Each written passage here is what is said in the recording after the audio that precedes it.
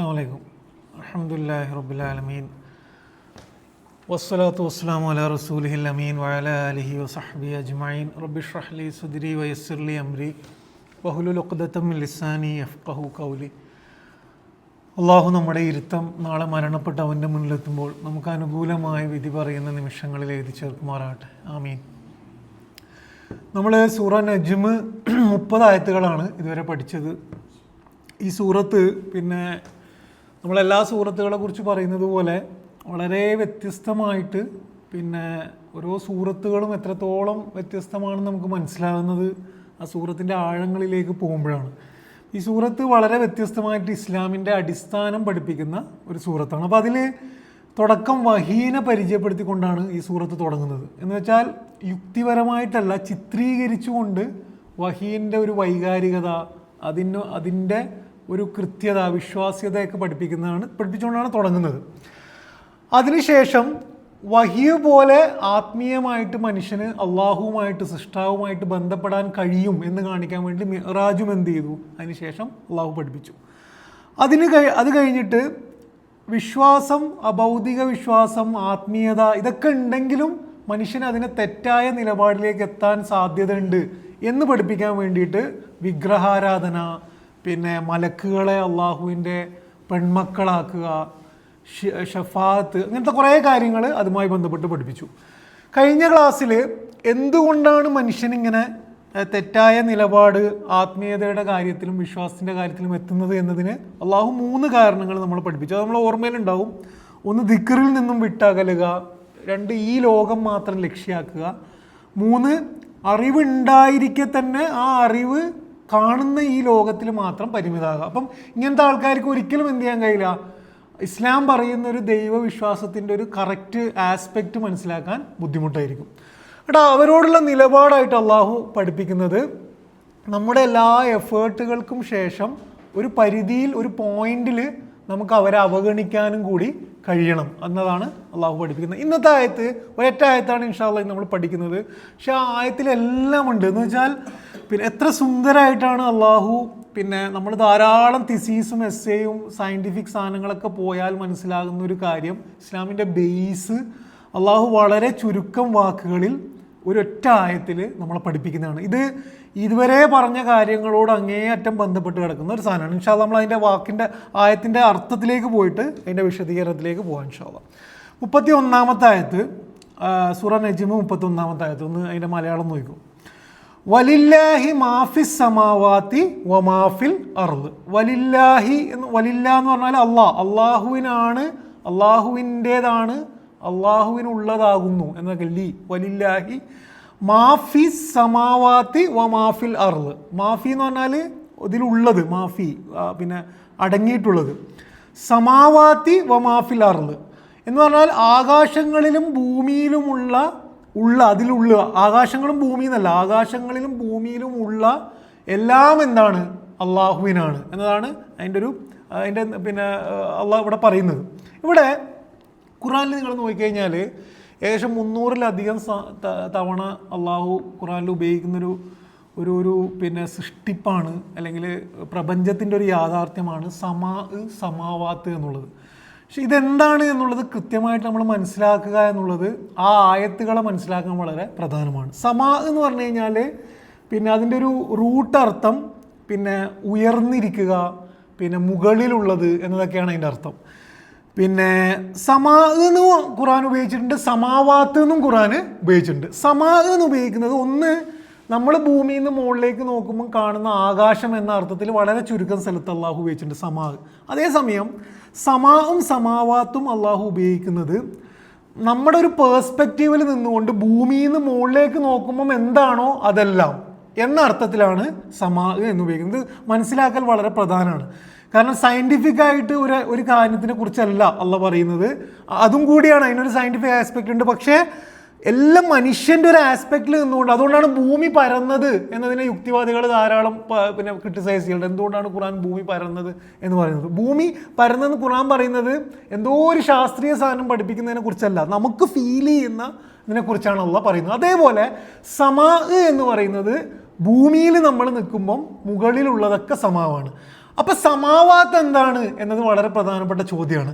സമാവാത്ത് എന്ന് പറയുന്നത് നമ്മൾ കാണാത്തതും കാണുന്നതുമായിട്ടുള്ള എല്ലാ കോസ്മിക് റിയാലിറ്റിയും എന്താണ്? സമാവാത്താണ്. എന്ന് വെച്ചാൽ ചിലപ്പോൾ നമുക്ക് മുകളിൽ നിന്ന് കഴിഞ്ഞാൽ നമുക്ക് പെട്ടെന്ന് കാണാൻ കഴിയുന്ന ഒരു സാധനമാണ്, മഴ പെയ്യുന്നതൊക്കെ. പക്ഷെ സമാവാത്ത് എന്ന് പറയുമ്പം അള്ള പറയുന്നത് നമുക്ക് എത്തിയാലും കാണാനും എത്തപ്പെടാത്തതും ആയ ധാരാളം എന്തുണ്ട്? പ്രപഞ്ചം, യൂണിവേഴ്സ് എന്ന അർത്ഥത്തിൽ ഉപയോഗിക്കുന്നതാണ് സമാവാത്ത്. ഈ സമാവാത്ത് എന്ന് ഉപയോഗിക്കുന്നത് 7 ആകാശങ്ങളുടെ എണ്ണത്തെക്കുറിച്ച് പറയാനല്ല. എന്ന് പറയുന്നതും സബഈൻ എന്നൊക്കെ അറബിയിൽ പറയുന്നത് ധാരാളം എന്ന അർത്ഥത്തിലാണ് അധികവും. പിന്നെ അതിന് കുറേ പിന്നെ ഉദാഹരണങ്ങൾ ഖുർആനിൽ നമുക്ക് കാണാൻ കഴിയും. അപ്പോൾ ഇതാണ് അർള് എന്ന് പറയുന്നത് താഴെയുള്ളത്, പിന്നെ താഴെയുള്ളത് എന്ന അർത്ഥത്തിലാണ്, അടുത്തുള്ളത് എന്നൊക്കെ അർത്ഥത്തിലാണ് അർള്. അർള് എന്ന് പറഞ്ഞാൽ എന്താണ്? അർള് ഇതും നമുക്ക് ഖുർആൻ എന്തിനാണ് അർള് എന്ന് ഉപയോഗിക്കുന്നത്? നമുക്ക് അനുഭവവേദ്യമായ നമ്മുടെ അടുത്തുള്ള സ്ഥലത്തെക്കുറിച്ചാണ് അർള് എന്ന് പറയുന്നത്. അപ്പം അതിലപ്പുറമുള്ള ശാസ്ത്രീയമായിട്ട് നമ്മൾ കണ്ടെത്താനാണ് ഖുർആൻ ഉദ്ദേശിക്കുന്നത്. നമുക്ക് നമ്മുടെ മണ്ണ്, നമുക്ക് ചുറ്റുമുള്ള മനുഷ്യർ, നമ്മുടെ അനുഭവങ്ങൾ, നമ്മുടെ സംഭവങ്ങൾ, നമ്മുടെ എല്ലാ സാധനവും നടക്കുന്ന സ്ഥലമാണെന്ത്? അർള്. അതിന് മുകളിലുള്ളതൊക്കെ എന്താണ്? സമാവാത്താണ്. അപ്പോൾ അള്ളാഹു മാഫിസ് സമാവാത്തി വൽ അർള് എന്ന് പറഞ്ഞു കഴിഞ്ഞാൽ എന്താ അതിൻ്റെ അർത്ഥം? ഇതിൻ്റെയും ഏതറ്റം വരുന്നുണ്ടോ അതിൻ്റെയൊക്കെ ഉള്ളിലുള്ളതൊക്കെ ആരതാണ്? അള്ളാഹുവിൻ്റെതാണ്. എന്നാൽ എല്ലാം എന്നുള്ളതാണ് അവിടെ പറയുന്നത് എന്ന് കാണാൻ പറ്റും. പിന്നെ എന്നിട്ട് വലില്ലാഹി മാഫിസ് സമാവാത്തി വമാഫിൽ അർള്. എന്നിട്ട് അള്ളാഹ് പറയാണ് ലി യജ്സിയല്ലദീന, ഇതാണ് ഏറ്റവും ക്രൂഷ്യലായിട്ടുള്ള പ്രയോഗം. ലി യജ്സിയല്ലദീന അസാഉ. ലീന്ന് ഉപയോഗിച്ച് കഴിഞ്ഞാൽ എന്തിനു വേണ്ടിയിട്ടാണ് എന്നാണ് അള്ളാഹ് പറയുന്നത്. എന്ന് വെച്ചാൽ ഈ പ്രപഞ്ചമൊക്കെ അള്ളാഹുവിൻ്റെതാണ് എന്ന് അള്ള പറയുന്നത് എന്തിനു വേണ്ടിയിട്ടാണ്? ലി യജ്സിയ. ജസാ എന്ന് പറഞ്ഞു കഴിഞ്ഞാൽ പിന്നെ ഇംഗ്ലീഷിൽ നമ്മൾ പേ ബാക്ക്, റീകംപൻസ് എന്നൊക്കെ പറയുന്നതാണ് ജസാ എന്ന് പറഞ്ഞാൽ പ്രതിഫലം എന്ന് നമ്മൾ മലയാളത്തിൽ പറയുന്നത് യഥാർത്ഥത്തിൽ ജസാ ആണ്. ജസാ എന്ന് പറഞ്ഞു കഴിഞ്ഞാൽ ഒരാൾ ചെയ്ത ഒരു സാധനത്തിന് പോസിറ്റീവോ നെഗറ്റീവോ ആയിട്ടുള്ള പ്രതിഫലത്തെക്കുറിച്ചാണ് ജസാ എന്ന് പറയുന്നത്. നമ്മൾ എന്തോ പ്രവർത്തിക്കുന്നു അതിൻ്റെ പ്രതിഫലം, അത് നെഗറ്റീവ് ആവുക പോസിറ്റീവും ആവുക. ഖുർആനിൽ പിന്നെ പ്രതിഫലത്തിന് വേണ്ടി ഉപയോഗിച്ച മറ്റൊരു പദമാണ് അജ്ർ. പക്ഷെ അജ്ർ എന്ന് പറയുന്നത് എപ്പോഴും പോസിറ്റീവായിട്ടാണ് ഖുർആൻ ഉപയോഗിക്കുന്നത്. അജ്ർ എപ്പോഴും പോസിറ്റീവാണ്. അജ്ർ ഉപയോഗിച്ച സ്ഥലം എന്തിനാണെന്ന് ചോദിച്ചു കഴിഞ്ഞാൽ നമ്മുടെ പ്രവർത്തനത്തെ പ്രചോദിപ്പിക്കാൻ വേണ്ടിയുള്ള സ്ഥലങ്ങളിലാണ് അജ്ർ ഉപയോഗിച്ചത്. നിങ്ങൾക്ക് ധാരാളം അജ്റുൻ കരീമുണ്ട്. ജസാ ഉപയോഗിക്കുന്നത് എപ്പോഴും പ്രതിഫലത്തെ കുറിക്കാനാണ്. നിങ്ങൾ ചെയ്യുന്നതിന് അതിന് തത്തുല്യമായൊരു സാധനം ഉണ്ട് എന്നത് ഫോക്കസ് ചെയ്യുന്നിടത്താണ് ജസാ എന്ന് ഉപയോഗിക്കുന്നത്. അജ്ർ എന്ന് ഉപയോഗിക്കുന്നത് എപ്പോഴും എന്തിനാണ്? നമ്മളെ പ്രചോദിപ്പിക്കാൻ വേണ്ടിയിട്ടാണ്. അതുപോലെ ഖുർആനിൽ ഉപയോഗിച്ച മറ്റൊരു പദമാണ് സവാബ്. ഇതൊക്കെ നിങ്ങൾ ഖുർആൻ ഓതുമ്പം സവാബ് എന്ന് ഉപയോഗിക്കുന്നത്. സവാബ് എന്ന് പറയുന്നത് റിട്ടേൺ എന്ന് പറയില്ലേ, എന്ന് വെച്ചാൽ പിന്നെ ഫലം, പ്രതിഫലം തന്നെയാണ്. പക്ഷേ അതെപ്പോഴും പോസിറ്റീവാണ്. സ്വർഗത്തിലെ ഫലത്തെ കുറിയാക്കാനാണ് എപ്പോഴും അധികവും സവാബ് ഉപയോഗിക്കുന്നത്. അപ്പോൾ എന്തുകൊണ്ടാണ് ഖുർആൻ ഈ 2 പദങ്ങളല്ലാതെ ജസാ തന്നെ ഇവിടെ ഉപയോഗിച്ചത് എന്നതാണ് നമ്മുടെ ഇന്നത്തെ വിഷയം. അതുകൊണ്ടാണ് ഞാൻ അതിനെ ഫോക്കസ് ചെയ്തത്. പക്ഷേ ഇവിടുത്തെ നിങ്ങൾ വാക്കർത്ഥം നോക്കി കഴിഞ്ഞാൽ അള്ള പറയുന്നത് വലില്ലാഹി മാഫിസ് സമാവാത്തി വൽ അർള്, അള്ളാൻ്റെതാണ് എന്ത് ഇതെല്ലാം എന്ന് പറഞ്ഞ ശേഷം എന്തിനാണ് ഞാനത് പറയുന്നത്?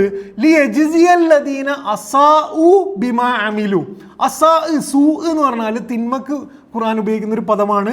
സൂ എന്ന് പറഞ്ഞാൽ അതിൻ്റെ നേരെയുള്ള അർത്ഥം ഫലം കൊണ്ട് ഉപദ്രവമുള്ളതാണെന്ത് സൂ എന്ന് പറയുന്നത്. അപ്പം ദമ്പുണ്ട്, സയ്യിആത്ത് ഉണ്ട്, അങ്ങനെ ധാരാളം പദങ്ങളുണ്ട്. സൂഇൻ്റെ അർത്ഥം എന്താണ്? ഫലം കൊണ്ട് പിന്നെ എന്താണ്? ഒരു ദോഷം ചെയ്യുന്നതാണ്, ഫലത്തിനെയാണ് അത് ഫോക്കസ് ചെയ്യുന്നത്. അപ്പം ലി യജ്സിയ പ്രതിഫലം കൊടുക്കാൻ വേണ്ടിയിട്ടാണ്. എന്തിന്? തിന്മ ചെയ്തവന് ബിമാ അമിലു, അവൻ പ്രവർത്തിച്ചതിൻ്റെ ഫലമായിട്ട്. വയജ്സിയല്ലദീന അഹ്സനു. ഇഹ്സാൻ എന്ന് പറഞ്ഞാൽ എന്താണ്? ഇഹ്സാൻ എന്ന് പറഞ്ഞാൽ ഈമാൻ, ഇസ്ലാം, ഇഹ്സാൻ. ഇഹ്സാൻ എന്ന് പറഞ്ഞു കഴിഞ്ഞാൽ ബ്യൂട്ടിയാണ്, പെർഫെക്ഷനാണ്. എന്ന് വെച്ചാൽ ഒരു സാധനത്തിൻ്റെ ഏറ്റവും പൂർണ്ണതയാണ് ഇഹ്സാൻ. നമ്മുടെ അമലിൻ്റെ ഇഹ്സാൻ എന്ന് പറഞ്ഞു കഴിഞ്ഞാൽ ഏറ്റവും പെർഫെക്ഷനിൽ ചെയ്യുന്നതിനെ കുറിച്ചാണ്. അപ്പം അല്ലദീന അഹ്സനു ബിൽ ഹുസ്ന എന്ന് പറഞ്ഞു കഴിഞ്ഞാൽ ഇഹ്സാൻ ചെയ്യുന്നവർക്ക് ഹുസ്ന കൊടുക്കാനും വേണ്ടിയിട്ടാണ് അള്ളാഹ് എന്ത് ചെയ്യുന്നത്? ഈ കാര്യം പറയുന്നത് എന്ന് കാണാൻ പറ്റും. ഹുസ്ന എന്ന് പറഞ്ഞു കഴിഞ്ഞാൽ ഇഹ്സാൻ്റെ സൂപ്പർലേറ്റീവ് ആണ്. എന്ന് വെച്ചാൽ ഇഹ്സാൻ തന്നെ എന്താണ്? ഇഹ്സാൻ തന്നെ നമുക്ക് ഉൾക്കൊള്ളാൻ കഴിയാത്തത്ര പെർഫെക്ഷനെ കുറിച്ചാണ് പറയുന്നത്. അൽ ഹുസ്ന എന്ന് പറഞ്ഞു കഴിഞ്ഞാൽ അതിൻ്റെ ഏറ്റവും മാക്സിമത്തിലുള്ള ഒരു പ്രതിഫലത്തെക്കുറിച്ചാണ് അള്ളാഹ് ഇവിടെ പറയുന്നത് എന്ന് കാണാൻ പറ്റും. അപ്പോൾ എന്താണ് ഈ ആയത്തിൻ്റെ ഒരു മെസ്സേജ് എന്ന് പറഞ്ഞു കഴിഞ്ഞാൽ, പിന്നെ എന്താണ് വിഷയങ്ങൾ? ഒന്ന്, അള്ളാൻ്റെതാണ് എല്ലാം. ഇത് രണ്ട്, ഈ ഉടമസ്ഥതയുടെ ലക്ഷ്യമെന്ന് പറയുന്നത് ഈ ജീവിതത്തിൻ്റെ പ്രവർത്തനങ്ങൾക്ക് പ്രതിഫലം നൽകാനാണ്. ഇതാണ് വളരെ സിമ്പിളായിട്ടുള്ള മെസ്സേജ്, പക്ഷേ വളരെ ഇസ്ലാമിൻ്റെ കോർ മെസ്സേജ്. മനുഷ്യൻ എന്തുകൊണ്ട് ദൈവവിശ്വാസം, ദൈവത്തെ മനസ്സിലാക്കിയാൽ മതത്തെ മനസ്സിലാക്കുന്നില്ല എന്നതിൻ്റെയൊക്കെ ആൻസർ ഈ അർത്ഥത്തിലുണ്ട്. ഈ ഒരു ആയത്ത് നമുക്ക് മനസ്സിലാകാൻ നമ്മൾ ഈ സൂറത്തിൻ്റെ ഒരു കോണ്ടെക്സ്റ്റ് നമ്മളെ മനസ്സിലുണ്ടാകണം. ഈ സൂറത്തിൻ്റെ കോണ്ടെക്സ്റ്റ്, മനുഷ്യൻ എന്ത് ചെയ്യുന്നു? ഈ ഖുറാനിൽ 3 പദങ്ങൾ ഉപയോഗിക്കുന്നുള്ളൂ. ഒന്ന് ഹവ, എന്താണ്, ദേഹേച്ഛ, മോഹങ്ങൾ. പിന്നെ ഈ ലോകത്തിൻ്റെ പരിമിതമായ അറിവൊക്കെ വെച്ചുകൊണ്ട് അവൻ തന്നെ അവൻ്റെ ജീവിതത്തിന് നിർണ്ണയിക്കുകയാണ്, ഡിഫൈൻ ചെയ്യാണ്. എന്താ ഡിഫൈൻ ചെയ്യുന്നത്? ഈ വിഗ്രഹമാണ് എൻ്റെ ദൈവം, അല്ലെങ്കിൽ ദൈവം തന്നെ ഇല്ല, എൻ്റെ അമല് എൻ്റെതാണ് എന്ന് പറഞ്ഞിട്ട് മനുഷ്യൻ എന്ത് ചെയ്യാണ്? അവൻ്റെ പരിമിതമായ അറിവും ദേഹേച്ഛയും വെച്ചുകൊണ്ട് അവൻ്റെ ജീവിതത്തിനെ ഡിഫൈൻ ചെയ്യാണ്. അതാണ് ഇതിൻ്റെ കോണ്ടെക്സ്റ്റ് എന്ന് പറയുന്നത്. അതുകൊണ്ട് 2 എക്സ്ട്രീമിലേക്ക് പോകുന്നു. ആ 2 എക്സ്ട്രീമിനെയും ഈ സൂറ നജ്മിൽ ആൻസർ ചെയ്യുന്നുണ്ട്. ഒന്നാമത്തെ എക്സ്ട്രീം എന്താണ്? ദൈവവിശ്വാസമുണ്ട്, പക്ഷെ തെറ്റായ ദൈവവിശ്വാസമാണ്. അവരാണ് എന്ത് ചെയ്യുന്നത്? വിഗ്രഹാരാധനയിലേക്ക് പോകുന്നത്. രണ്ടാമത്, ദൈവവും അഭൗതികതയും ഈ ലോകത്തിന് ശേഷം ഒന്നുമില്ല എന്ന് പറഞ്ഞാൽ രണ്ടാമത്തെ വിഭാഗം. ഈ 2 വിഭാഗത്തിനെയും അള്ളാഹു എന്ത് ചെയ്യാണ്? ഇതിന് ഉത്തരം ചെയ്യാണ്. എന്താണ് അള്ളാഹു ഇതിലൂടെ ഉത്തരം തരുന്നത്? ഒന്നാമത്തെ ഉത്തരം, വലില്ലാഹി മാഫിസ് സമാവാത്തി വമാഫിൽ അർള് എന്നാണ്.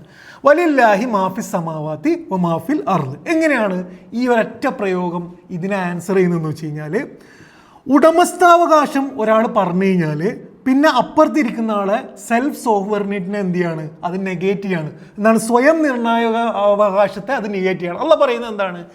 എൻ്റെതാണ് മാഫി എന്ന് വെച്ച് കഴിഞ്ഞാൽ നിങ്ങൾ അനുഭവിക്കുന്ന സമ്പത്ത്, ചിന്ത, കണ്ണ്, കേൾവി, കാഴ്ച, മണ്ണ് എല്ലാം ആരതാണ്? എൻ്റെതാണ്. പിന്നെ നിങ്ങൾ നിങ്ങളേതായ ഒരു ദേഹേച്ഛ വെച്ചുകൊണ്ട് നിങ്ങളെ ജീവിതത്തെ ഡിഫൈൻ ചെയ്യുക എന്ന് പറയുന്നത് തന്നെ എന്താണ്? ഏറ്റവും വലിയ വൈരുദ്ധ്യമാണ്. അതാണ് വലില്ലാഹി മാഫി സമാവാത്തി വൽ അർള് എന്നുള്ളതാണ്. ഒരാൾക്ക് സ്വന്തം ജീവിതം താൻ തന്നെ നിർണ്ണയിക്കാനുള്ള ആ അവകാശത്തെ റദ്ദ് ചെയ്യാൻ വേണ്ടിയിട്ടാണ് അള്ളാഹ് പറയുന്നത് എന്ത്? നിൻ്റെതല്ല, അത് ആരതാണ്? എൻ്റെതാണ് എന്ന് പറയുന്നത് അതിൽ നിന്നുകൊണ്ടാണ്. എന്തുകൊണ്ടാണ് മനുഷ്യൻ എൻ്റെ ജീവിതത്തിൻ്റെ ധാർമ്മികത ഞാൻ തന്നെ തീരുമാനിക്കും എന്ന് പറയുന്നത്? നമുക്കുണ്ട് ഈ പ്രശ്നം. നമ്മൾ വിശ്വാസികളായിട്ട് ഇത് ആരെയോ കുറിച്ച് പറയുന്നതായി കേൾക്കരുത്. നമുക്കും ഈ പ്രശ്നമുണ്ട്. നമ്മൾ എന്തുകൊണ്ടാണ് പലപ്പോഴും അള്ളാഹിനെ അനുസരിക്കാതെ പോകുന്നത്, മതത്തിൻ്റെ അപ്പുറത്ത് പോകുന്നത് എന്നതിൻ്റെ ബേസ് കാരണം നമ്മളെ ഉള്ളിൽ നമ്മൾ ഓപ്പൺലി അക്സെപ്റ്റ് ചെയ്തിട്ടില്ലെങ്കിലും നമ്മൾ ചില ധാരണകൾ വെച്ച് പുലർത്തുന്നുണ്ട്. അതിൽ ഒന്നാമത്തെ ധാരണ എന്ത് വെച്ച് കഴിഞ്ഞാൽ, എൻ്റെ അസ്തിത്വം എൻ്റെ നിയന്ത്രണത്തിലാണ് എന്നുള്ളതാണ്. എൻ്റെ ജീവിതം കുറച്ച് മരുന്നൊക്കെ കഴിച്ചിട്ട് ഹോസ്പിറ്റലിലൊക്കെ പോയിട്ട് 2 ഡോക്ടറൊക്കെ കാണിച്ചു കഴിഞ്ഞാൽ എനിക്കിത് കൊണ്ടു നടക്കാം എന്നത് ഒരു വിശ്വാസിയുടെ തെറ്റായ ധാരണയാണെങ്കിൽ, പിന്നെ വിശ്വാസം ഇല്ലാത്തൊരാൾ പറയുന്നത് എൻ്റെ ജന്മം എന്ന് പറയുന്നത് എൻ്റെ തന്നെ ഒരു കൺട്രോളിലുള്ള, എൻ്റെ ബോഡി എൻ്റെ കൺട്രോളിലാണ് എന്ന് പറയുന്നതാണ് ഒന്നാമത്തത്. രണ്ടാമത്, എൻ്റെ ആഗ്രഹങ്ങളാണ് എന്ത് ചെയ്യുന്നത്? എൻ്റെ നന്മയെ തീരുമാനിക്കേണ്ടത്. എന്ന് വെച്ചാൽ എനിക്കൊരു സാധനം ഇഷ്ടമാണ്, ആ ഇഷ്ടത്തിനെ ചെയ്യുക എന്നുള്ളതാണ് എന്ത്? എൻ്റെ നന്മ. അപ്പം ഞാൻ തന്നെയാണ് എന്ത് ചെയ്യേണ്ടത്? തീരുമാനിക്കുന്നത്. മൂന്നാമത്, ഞാൻ ആർക്കും ഉത്തരം പറയേണ്ടവനല്ല. ഞാൻ എന്തിനാണ് ഒരാൾക്ക് ഉത്തരം പറയുന്നത്? ഏതോ ഒരു കാണാത്ത ശക്തിക്ക് ഞാൻ എന്തിനാണ് ഉത്തരം പറയുന്നത്? എൻ്റെ ജീവിതം, എൻ്റെ പൈസ ഞാൻ ഇഷ്ടമുള്ള പോലെ ചെയ്യും. ഈ സ്വന്തമായിട്ടുള്ള ഈ ക്ലെയിമിൽ നിന്നുകൊണ്ടാണ് എന്ത് ചെയ്യുന്നത്? മനുഷ്യൻ്റെ അധിക ദൈവ നിഷേധങ്ങളും നടക്കുന്നത്. അള്ളാഹ് അതിനെയൊക്കെ പൊളിക്കുന്നത് എന്തു വെച്ചുകൊണ്ടാണ്? വലില്ലാഹി മാഫി സമാവാത്തി വ മാഫിൽ അർള്.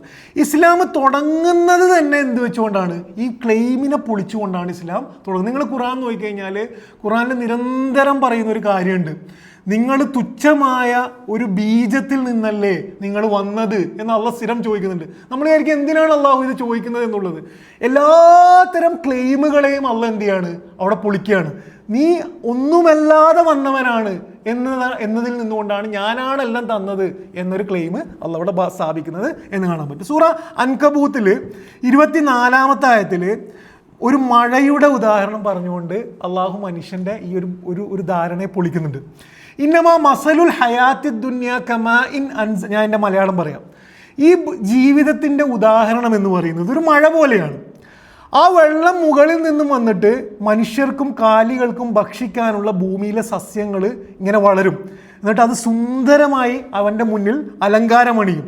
അപ്പം അള്ളാഹ് ഉപയോഗിക്കുകയാണ് വലന്ന അഹ്ലുഹ അന്നഹും ഖാദിറൂന അലൈഹ എന്നാണ്. അപ്പോൾ അതിന് ചുറ്റുള്ള ആൾക്കാർ വിചാരിക്കും ഇതൊക്കെ എൻ്റെ നിയന്ത്രണത്തിലാണല്ലോ എന്നുള്ളത്. കാരണം ഞാനാണല്ലോ വെള്ളം ഒഴിച്ചത്, ഞാൻ വെള്ളം ഒഴിച്ചുകൊണ്ടാണല്ലോ ചെടി വന്നത്. ആ ചെടി ഇത്രയും സുന്ദരമായി അതിനെക്കുറിച്ച് കവിത എഴുതുക, ഇതൊക്കെ എൻ്റെ ഒരു ഖാദിറൂന അലൈഹ എന്ന് അവൻ വിചാരിക്കും. അപ്പോൾ പറയാണ് ആതാഹ അമ്രുന ലൈലൻ ഔ നഹാറൻ. അപ്പോൾ രാവിലെയോ പകലോ എന്ത് ചെയ്യും? അള്ളാഹിൻ്റെ ഒരു കൽപ്പന വരും, അതോടെ എന്ത് ചെയ്യും?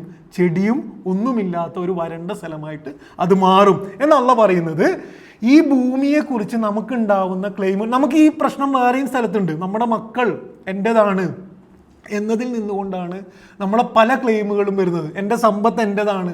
അതുകൊണ്ടാണ് അസാബത്തുഹും മുസീബത്തും, നിങ്ങൾക്ക് എന്തെങ്കിലും നഷ്ടം വന്നാൽ എന്താ പറയേണ്ടത്?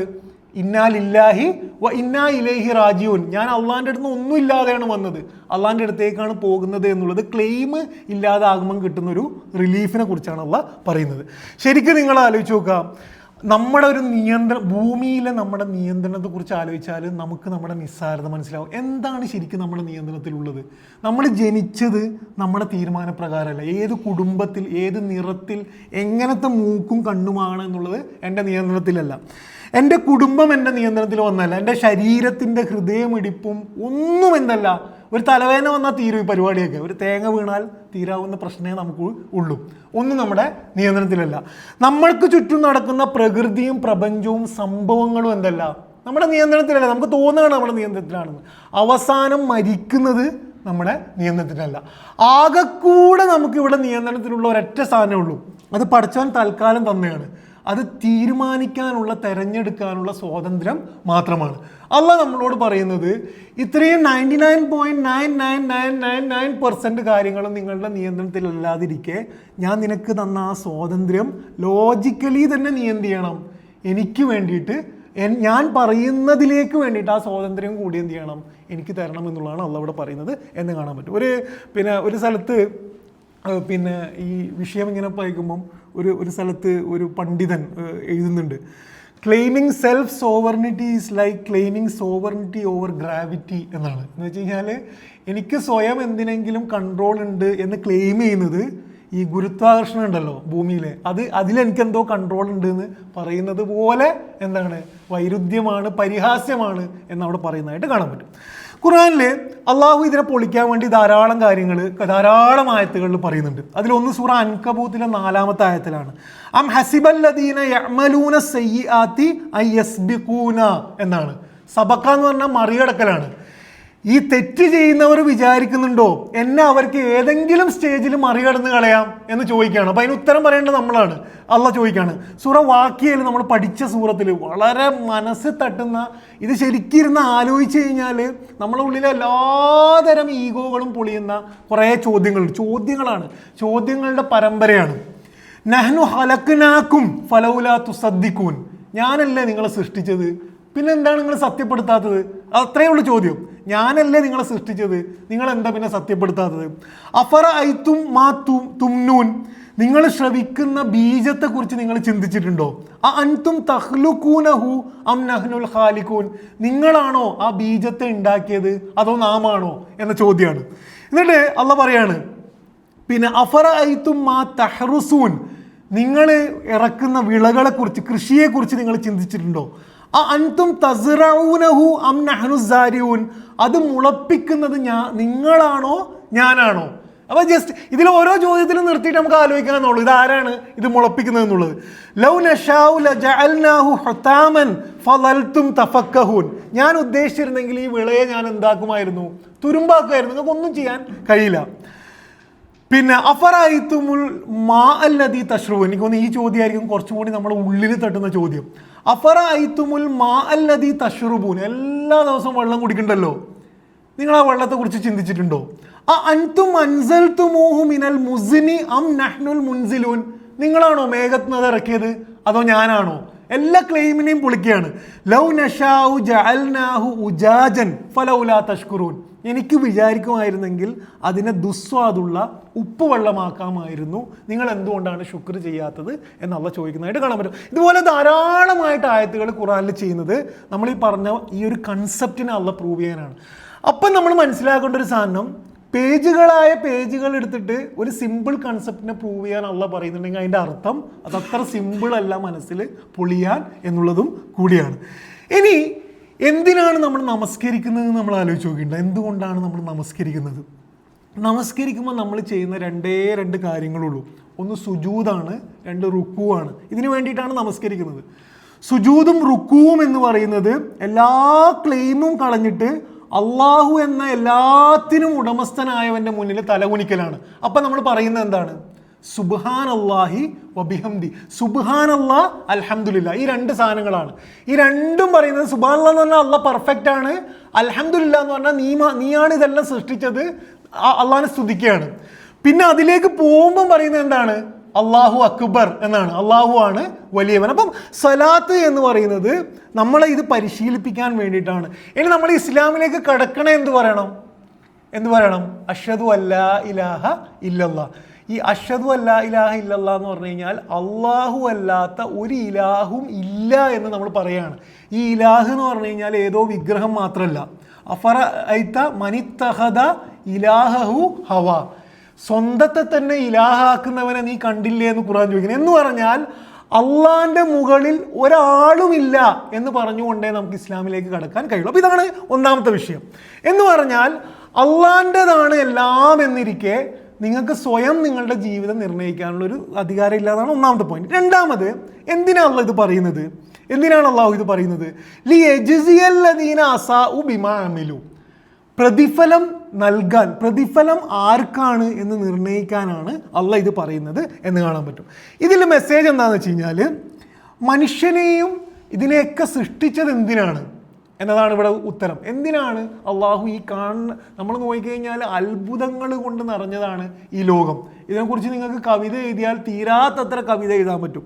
ശാസ്ത്രീയമായി ഇതിൻ്റെ ബാക്കിൽ പോയി കഴിഞ്ഞാൽ ഒരു ആജീവനാന്ത കാലം ഇതിൻ്റെ ബാക്കിൽ ശാസ്ത്രീയമായി കണ്ടുപിടിക്കാൻ പറ്റും. പക്ഷെ ഇങ്ങനെയൊക്കെ പോകുന്നതിനിടയിൽ എന്തിനാണ് ഇത് സൃഷ്ടിച്ചത് എന്ന് ചോദിച്ചു കഴിഞ്ഞാൽ അതിൻ്റെ ഒരേ ഒരു ഉത്തരം അള്ളാഹ് പറയുന്നത്, മനുഷ്യൻ്റെ പ്രവർത്തനങ്ങൾക്ക് പ്രതിഫലം എന്നതാണ്. ഈ ഭൂമിയിലെ ജീവിതത്തിന് എന്തെങ്കിലും അർത്ഥമുണ്ടെങ്കിൽ അത് എന്നാണ് അള്ളാഹു ഇവിടെ പറയുന്നത്. ഇത് വളരെ പ്രധാനപ്പെട്ട തത്വമാണ്. കാരണം നിങ്ങൾക്ക് ഒരാളെ ദൈവത്തെ പറഞ്ഞ് മനസ്സിലാക്കി കൊടുക്കാൻ വളരെ എളുപ്പമായിരിക്കും, മതത്തെ പറഞ്ഞ് മനസ്സിലാക്കി കൊടുക്കാൻ വളരെ ബുദ്ധിമുട്ടായിരിക്കും. ഒരധികം യുക്തിവാദികൾ എന്ന് വെച്ച് കഴിഞ്ഞാൽ സത്യസന്ധരായ നിരീശ്വരവാദികളെ കുറിച്ച് നിങ്ങൾ ശരിക്കും ചോദിക്കേണ്ടതുപോലെ ചോദിച്ചാൽ അവർ പറയുന്ന ഉത്തരം, നമുക്ക് പ്രൂവ് ചെയ്യാൻ കഴിയാത്തത് കൊണ്ട് നമ്മൾ ദൈവമുണ്ട് എന്ന് സമ്മതിക്കുന്നില്ല എന്നുള്ളതാണ്. ഉണ്ടോ ഇല്ലയെന്ന് അറിയില്ല, പക്ഷെ പ്രൂവ് ചെയ്യാൻ കഴിയാത്തത് കൊണ്ട് ദൈവമുണ്ട്. അപ്പം അത്രത്തോളം ഒരു ക്രിയേറ്റർ ഉണ്ട്, ഒരു ഡിസൈനർ ഉണ്ട് എന്ന കാര്യത്തിൽ എന്താണ് ഏകദേശം ക്ലിയർ ആണ്.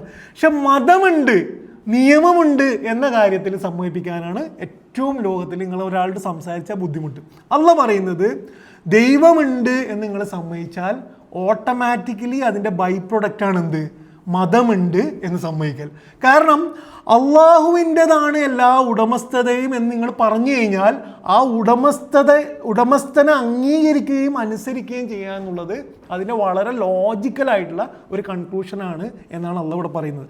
അപ്പം പിന്നെ ഇലാഹ് ഉണ്ടായാൽ ദീന് നിർബന്ധമാണ്. ഇലാഹ് ഉണ്ടായാൽ ദീന് നിർബന്ധമാണ്. ഈ പിന്നെ ഇതിൽ ഖുർആനിൽ ഉലൂഹിയത്തും റുബൂബിയത്തുമുണ്ട്.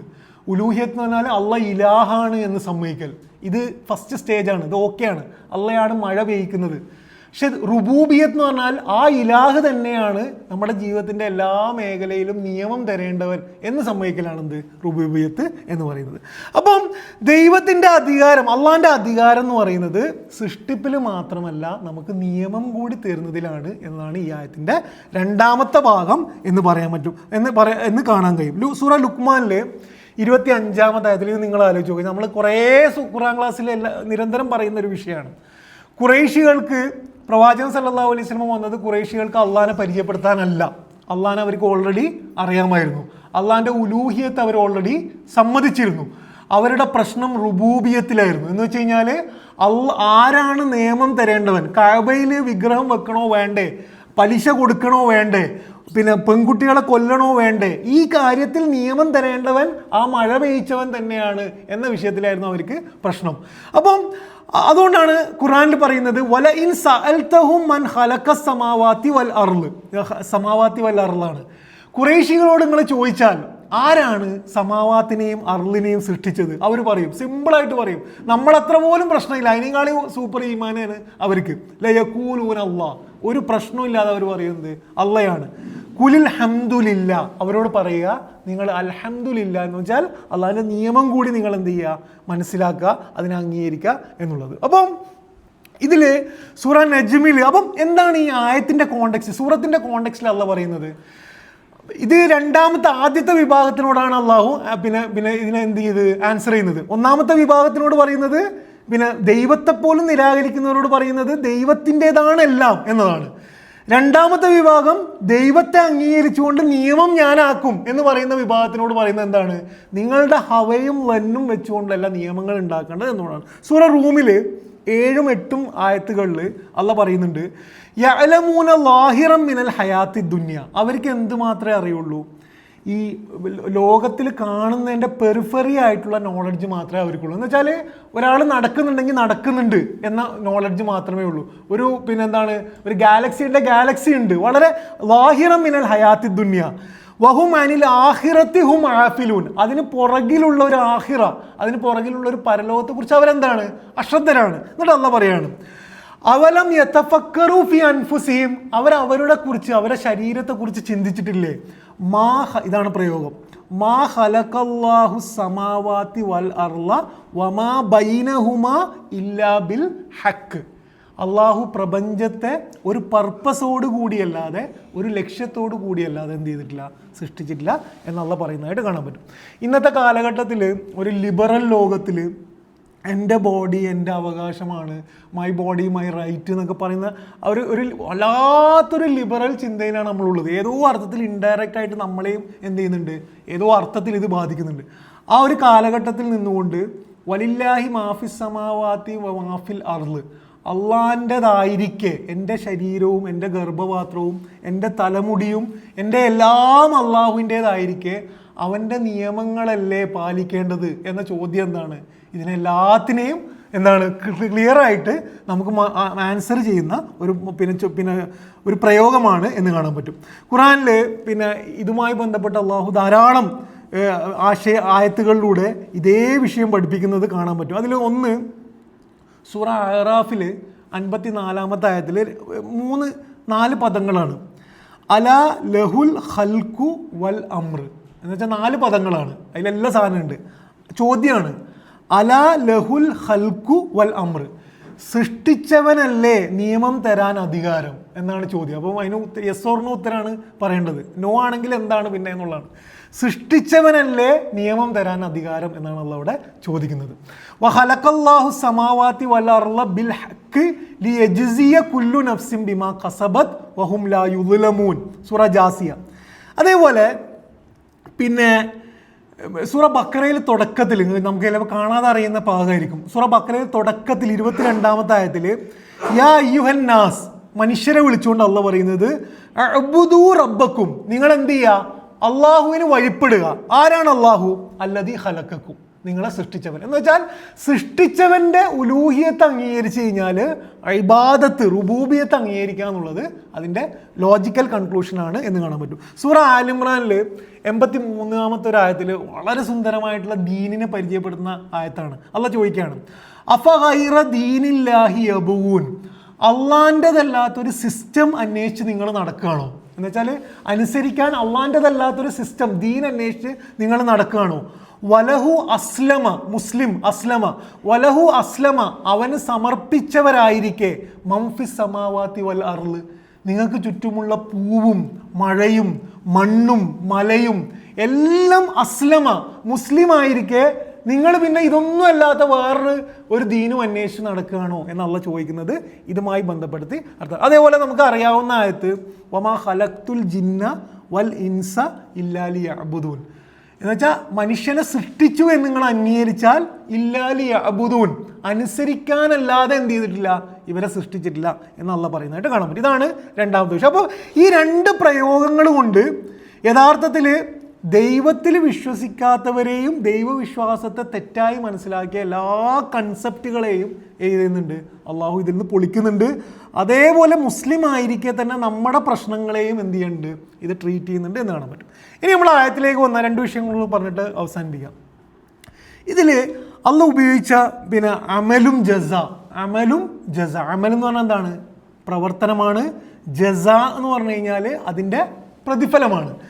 ഇത് ജീവിതത്തിൻ്റെ ഒരേ ഒരു ലക്ഷ്യം ഈ രണ്ട് സാധനമാണ്. നമ്മളിപ്പം വണ്ടി ഓടിക്കുന്നു, നമ്മൾ കല്യാണം കഴിക്കുന്നു, വീടുണ്ടാക്കുന്നു, നമ്മൾ യാത്ര പോകുന്നു, നമ്മളെല്ലാ കാര്യവും ചെയ്യുന്നുണ്ട്.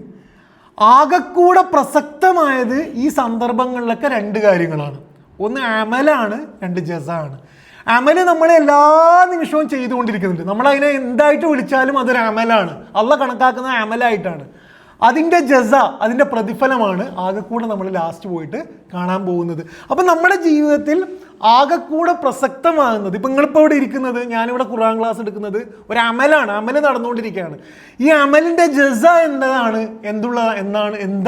എന്നുള്ളതാണ് ആകെക്കൂടെ പ്രസക്തി. നിങ്ങൾ എത്ര അഹങ്കരിച്ചാലും, എത്ര ഷോ ഓഫ് ചെയ്താലും, എത്ര അപ്ഡേറ്റ് പോസ്റ്റ് ചെയ്താലും ആകെക്കൂടെ പ്രസക്തമാകുന്ന രണ്ട് കാര്യങ്ങളാണ്. ആ അമലിൻ്റെ ജസ എന്താണ് എന്നുള്ളത്. സൂറ കഹ്ഫിൽ 7-ാമത്തെ ആയത്തിൽ അള്ളാഹ് പറയുന്നുണ്ട്, ഇന്നാ ജഅൽനാ മാ അലൽ അർളി സീനത്തല്ലഹ. ഈ ഭൂമിയിലെ എല്ലാ സാധനവും ഞാൻ അലങ്കാരമായി സൃഷ്ടിച്ചത് ലിനബ്ലുവഹും, പരീക്ഷിക്കാൻ വേണ്ടിയിട്ടാണ്, അയ്യുഹും അഹ്സനു അമല. ആകെക്കൂടെ നിങ്ങൾ കാണുന്ന എല്ലാ ഭൂമിയിലെ സാധനത്തിനും ഒരൊറ്റ പർപ്പസും റോളേ ഉള്ളൂ, ലിയബ്ലുവഹും, നമ്മളെ പരീക്ഷിക്കാൻ വേണ്ടിയിട്ടാണ് നമ്മൾ അഹ്സനു അമല ചെയ്യുന്നുണ്ടോ എന്നുള്ളത് എന്ന് കാണാൻ പറ്റും. അപ്പം ഈ സൂറ നജ്മിൻ്റെ കോണ്ടെക്സ്റ്റിൽ അള്ളാഹ് പറയുന്നത് മനുഷ്യൻ്റെ ജീവിതത്തിൻ്റെ വിജയം എന്ന് പറയുന്നത് അവന് ഊഹിച്ചെടുക്കാൻ കഴിയില്ല. അത് അവൻ്റെ അമലുമായി ബന്ധപ്പെട്ടാണ്. അവൻ എന്താണോ പ്രവർത്തിക്കുന്നത് അതിൻ്റെ പ്രതിഫലം അനുസരിച്ചിട്ടാണ് എന്നാണ് അള്ളാഹ് പറയുന്നത്. ഇതിൽ നമുക്ക് പലപ്പോഴും ഉണ്ടാകുന്ന ഈ മൊത്തം ഈ സൂറത്ത്, ഈ ആയത്തിൻ്റെ വലില്ലാഹി മാഫിസ് സമാവാത്തി വല്ലർ, അള്ളാൻ്റെതാണ് ഈ ഭൂമിയും പരലോകവും എന്ന പ്രയോഗവും അമലും ജസയും കറക്റ്റ് മനസ്സിലാക്കി കഴിഞ്ഞാൽ നമുക്ക് പലപ്പോഴുമുള്ള ഈ അടുത്ത് ഒരു യുക്തിവാദി ജാവേദ് അക്തറുമായിട്ടുള്ള ഒരു ഡിബേറ്റിൽ വളരെ പ്രധാനപ്പെട്ട ഒരു പോയിന്റ് ഉണ്ട്. എന്തുകൊണ്ടാണ് ഇവിടെ ധാരാളം കുട്ടികൾ ക്രൂരമായി കൊല ചെയ്യപ്പെടുമ്പം കാരുണ്യവാനായ ദൈവം എവിടെ എന്ന ചോദ്യത്തിനും കൂടി ഒരർത്ഥത്തിൽ എന്ത് ചെയ്യുന്നുണ്ട്, ഈ ആയത്ത് മറുപടി പറയുന്നുണ്ട്. അള്ളാഹു പറയുന്നത് ജീവിതം എന്ന് പറയുന്നത് മാഫിസ് സമാവാത്തി വല്ല അർളാണ്. അത് രണ്ടും ആരതാണ്? വലില്ല, അള്ളാൻ്റെതാണ്. ഈ അർളിലെ ജീവിതവും ഇത് കഴിഞ്ഞിട്ടുള്ള ജീവിതവും ആരതാണ്? അള്ളാൻ്റെ. അപ്പം ലൈഫ് സ്പാൻ എന്ന് പറയുന്നത് ഏതുവരെയാണ്? മരണം വരെയല്ല, ഇത് കഴിഞ്ഞിട്ടുള്ളതുമാണ്. അവിടെ ഉറപ്പായിട്ടും ഇവിടുത്തെ അമലിന് ജസ അവിടെ കിട്ടും എന്നുള്ളതാണ് ഇസ്ലാമിൻ്റെ ബേസിക് തിയറി എന്ന് പറയുന്നത്. അപ്പം നമ്മൾ ഒരു സാധനത്തിൻ്റെ ഒരു സ്പാൻ വെച്ചുകൊണ്ടാണ് ഒരു സാധനത്തിനെ കൺക്ലൂഡ് ചെയ്യുക. മരണം വെച്ചുകൊണ്ട് നമ്മൾ ഈ ജീവിതത്തിനെ കൺക്ലൂഡ് ചെയ്താൽ നെതന്യാഹു വിജയിക്കുകയും ഗസയിലെ കുട്ടികൾ പരാജയപ്പെടുകയും ചെയ്യും. മരണം വെച്ചുകൊണ്ട്, മരണം എന്ന ലൈഫ് സ്പാൻ വെച്ചുകൊണ്ട് നമ്മൾ കൺക്ലൂഡ് ചെയ്ത് കഴിഞ്ഞാൽ, കശ്മീരിൽ ക്രൂരമായി റേപ്പ് ചെയ്യപ്പെട്ട ആസിഫ പരാജയപ്പെടുകയും റേപ്പ് ചെയ്ത ആൾ എന്ത് ചെയ്യും? വിജയിക്കുകയും ചെയ്യും. മരണം എന്ന ലൈഫ് സ്പാൻ അല്ല ഇസ്ലാം പറയുന്നത്, പരലോകം വരെയുള്ള ലൈഫ് സ്പാനെ കുറിച്ചാണ്. അപ്പോൾ ഫുൾ കൺക്ലൂഷൻ വരേണ്ടത് ഏതുവരെയാണ്? അങ്ങനെ കൺക്ലൂഡ് ചെയ്യുമ്പോൾ തീർച്ചയായിട്ടും എന്ത് ചെയ്യും? നെതന്യാഹുവും ആരെ മുന്നിലെത്തും? നെതന്യാഹുവും എത്തും. ഗസയിൽ കൊല്ല ചെയ്യപ്പെട്ട ഓരോരുത്തരും എന്ത് ചെയ്യും? അള്ളാഹുവിൻ്റെ ജസ എന്താണ് എന്നറിയാൻ വേണ്ടി മുന്നിലെത്തും എന്ന് കാണുന്നതായിട്ട് കാണാൻ പറ്റും. അതുകൊണ്ടാണ് സൂറ നഹലിൽ 61-ാമത്തെ ആയത്തിൽ ഈ പ്രയോഗം, ഇതൊക്കെ ഖുർആൻ എത്ര സുന്ദരമായിട്ടാണ് പറഞ്ഞു വെക്കുന്നത് നോക്കി വെക്കുക. അള്ളാഹ് പറയാണ്, വലൗ യുവാഹിദുല്ലാഹുന്നാസ ബിളുൽമിഹിൻ, അള്ളാഹു മനുഷ്യരെ അവർ ചെയ്ത ഓരോ അക്രമത്തിൻ്റെ പേരിലും പിടികൂടാൻ നിന്നാൽ മാ തറക്ക അലൈഹ മിൻ ദാബത്തിൻ, ഈ ഭൂമിയിൽ ഒരു ജീവി പോലും ബാക്കി ഉണ്ടാവില്ല എന്നാണ്. നമ്മളെ പ്രശ്നം എന്താണ്? വലിയ വലിയ ക്രൂരന്മാരാണല്ലോ, തെറ്റ് ചെയ്യുന്നവർ നമ്മൾ കൂടിയാണ്. അങ്ങനെ ഓരോ തെറ്റിനും അള്ളാഹു പിടിക്കാൻ നിന്ന് കഴിഞ്ഞാൽ ഈ ഭൂമിയിൽ എന്ത് ചെയ്യൂല? ഒരാളും ബാക്കി ഉണ്ടാവില്ല. വലാക്കി യുഅഖിറുഹും ഇലാ അജലിൻ മുസമ്മ. അള്ളാഹു ഇതിനെയൊക്കെ ഒരു സ്പാൻ, ഒരു ടൈമിലേക്ക് മാറ്റി വെച്ചിരിക്കുകയാണ് എന്ന് പറയുന്നതായിട്ട് കാണാൻ പറ്റും. ഇനി പിന്നെ അള്ളാഹു ഈ അമല് നമ്മൾ ചെയ്യുമ്പം പിന്നെ അമലിനെ കുറിച്ച്, തെറ്റായ അമലിനെ കുറിച്ച് ഖുർആൻ ധാരാളം പറയുന്നതായിട്ട് കാണാൻ പറ്റും. അതിൽ പിന്നെ കുറേ പ്രയോഗങ്ങളുണ്ട്. നമ്മുടെ ഒരു ഡിസ്കഷൻ്റെ ഭാഗമായിട്ട് ഒരൊറ്റ പ്രയോഗം മാത്രം ഞാൻ പറയാം. അതിലൊന്ന്, ഖുർആനിൽ നിങ്ങളുടെ അമൽ എന്നുള്ള പദവും പിന്നെ അന്വേഷിച്ച് കഴിഞ്ഞാൽ നിരന്തരം പ്രയോഗിക്കുന്ന ഒരു പ്രയോഗമാണ് ഹബിത്തത് അഅ്മാലുഹും എന്നുള്ളത്. ഹബിത്തത് അഅ്മാലുഹും. ഹബിത്ത എന്ന് പറഞ്ഞു കഴിഞ്ഞാൽ നിഷ്ഫലമാകലാണ്. പക്ഷെ ഹബിത്ത എന്നുള്ളതിൻ്റെ അറബികൾ എന്തിനാണ് ഹബിത്ത ഉപയോഗിക്കുന്നതെന്ന് വെച്ച് കഴിഞ്ഞാൽ, ഈ ഒട്ടകത്തിന് വരുന്നൊരു രോഗമാണത്. ഈ കുറേ തീറ്റ കിട്ടുമ്പം തിന്ന് വയറിൽ ഡൈജസ്റ്റ് ആകാതെ വയറ് വീർത്തിട്ട് പൊട്ടുന്നതിനെ കുറിച്ചാണ് എന്ത് പറയുക, ഹബിത്ത എന്ന് പറയുക.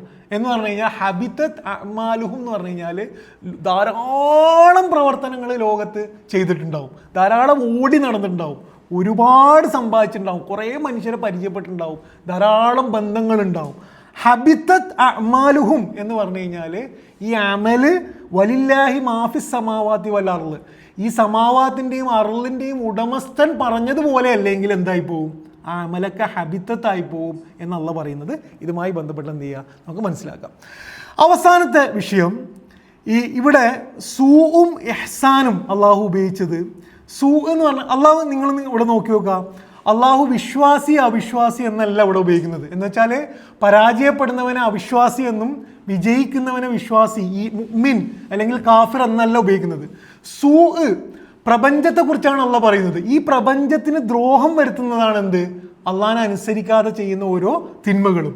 ഇഹ്സാൻ എന്ന് പറഞ്ഞാൽ ഏറ്റവും സുന്ദരമായിട്ട് ചെയ്യുന്നതാണ് എന്ത്, ഇഹ്സാൻ എന്നുള്ളത്. ഏറ്റവും അവസാനത്തെ പോയിന്റ് എന്ന് പറയുന്നത്, ഈ ആയത്തുകൾ ഇങ്ങനെ വായിച്ചു പോകുമ്പം എന്തോ ഒരു നിയമം വളരെ കർക്കശമായിട്ട് പറയുന്ന വരെയാണ് നമുക്ക് തോന്നുന്നത്. എന്ന് വെച്ചാൽ അള്ളാഹിൻ്റെതാണ്, അള്ളാഹിൻ്റെ ഉടമസ്ഥതയെക്കുറിച്ച് പറയാണ്, അള്ളാഹിൻ്റെ കൃത്യതയെക്കുറിച്ച് പറയാണ്. എന്താണ്, അമല് ചെയ്താൽ ജസ ഉണ്ട്. അപ്പോൾ വളരെ കൃത്യമായിട്ടൊരു നിയമം പറയുന്നതിൻ്റെ ഒരു ഡ്രൈനെസ് നമ്മളിങ്ങനെ ഫീൽ ചെയ്യുമ്പം അവസാനം കൊണ്ടുപോയിട്ട് നടക്കുന്നത് കാരുണ്യവും സ്നേഹവുമാണ്. അള്ളാഹ് എന്താ പറയുന്നത്, വയജ്സിയല്ലദീന അഹ്സനു ബിൽ ഹുസ്ന എന്നാണ്. എന്ന് വെച്ചാൽ തെറ്റ് ചെയ്തവന് അവൻ്റെ അമലനുസരിച്ച് മാത്രമാണ് എന്ത് ചെയ്യുള്ളൂ, അള്ളാഹു കൊടുക്കുള്ളൂ. പക്ഷെ നന്മ ചെയ്തവന് അൽ ഹുസ്നയാണ് എന്ത് ചെയ്യുക, അള്ളാഹു കൊടുക്കുക. കണക്കാക്കാൻ പറ്റാത്തത്ര പ്രതിഫലമാണ് അള്ളാഹു അവിടെ കൊടുക്കുന്നത്. എന്ന് പറഞ്ഞാൽ ചെയ്ത പ്രവർത്തനത്തിൻ്റെ പ്രതിഫലത്തിൻ്റെ കൃത്യത പറയുമ്പോഴും അള്ളാഹു അവിടെ കാരുണ്യം എന്ത് ചെയ്യാണ്, നിറച്ചു വെക്കുകയാണ്. ഒരു ഉടമസ്ഥൻ്റെ ഉടമസ്ഥത പറയുമ്പോഴും രക്ഷിതാവിൻ്റെ സ്നേഹം കൂടി എന്ത് ചെയ്യുന്നുണ്ട്, അള്ളാഹു അവിടെ നിറച്ചു വെക്കുന്നതായിട്ട് കാണാൻ പറ്റും. പഠിച്ചോ നമ്മളെയൊക്കെ അനുഗ്രഹിക്കുമാറാകട്ടെ. അള്ളാഹു അവൻ്റെ ഉടമസ്ഥതയെക്കുറിച്ചും നിയന്ത്രണത്തെക്കുറിച്ചും ഒക്കെ കൃത്യമായി മനസ്സിലാക്കാനും നമ്മുടെ മനസ്സിൽ ഏതെങ്കിലും രീതിയിൽ പിന്നെ ഏതോ അർത്ഥത്തിൽ പടച്ചവനുമായിട്ട് അകലാൻ, ഏതോ അർത്ഥത്തിലും ജീവിതത്തിൽ എന്തെങ്കിലും നമ്മുടേതാണ് എന്ന തോന്നൽ സംഭവിച്ചു പോയിട്ടുണ്ടെങ്കിൽ പടച്ചവൻ നമുക്ക് പുറത്തു തരുമാറാകട്ടെ. എല്ലാ അർത്ഥത്തിലും നമസ്കാരത്തിലും സുജൂദിലും റുക്കൂയിലും സംസാരത്തിലും തസ്ബീഹിലുമൊക്കെ എല്ലാം അവന് സമർപ്പിക്കുന്ന വിശ്വാസികളുടെ കൂട്ടത്തിൽ അള്ളാഹു നമ്മളെ പെടുത്തി തരുമാറാകട്ടെ. പടച്ചവൻ ഈ ജീവിതം കഴിഞ്ഞ് പോകുമ്പം പാഴായി പോകുന്ന അമലുകളാക്കി അള്ളാഹു നമ്മളെ അമലുകളെ മാറ്റാതിരിക്കട്ടെ. അള്ളാഹു അൽ ഹുസ്ന, അവൻ പ്രതിഫലം വാഗ്ദാനം ചെയ്തതുപോലെ ഏറ്റവും സ്നേഹത്തിൽ നിറച്ച അൽ ഹുസ്ന നേടുന്ന വിശ്വാസികളുടെ ഭാഗ്യവാന്മാരുടെ കൂട്ടത്തിൽ അള്ളാഹു നമ്മളെ പെടുത്തി തരുമാറാകട്ടെ. റബ്ബനാ തഖബ്ബൽ മിന്നാ ഇന്നക അൻത സമീഉൽ അലീം വതുബ് അലൈനാ ഇന്നക അൻത തവ്വാബുർ റഹീം. ആമീൻ ആമീൻ ബിറഹ്മതിക യാ അർഹമർ റഹീമീൻ. അസ്സലാമു അലൈക്കും വറഹ്മത്തുള്ളാഹി.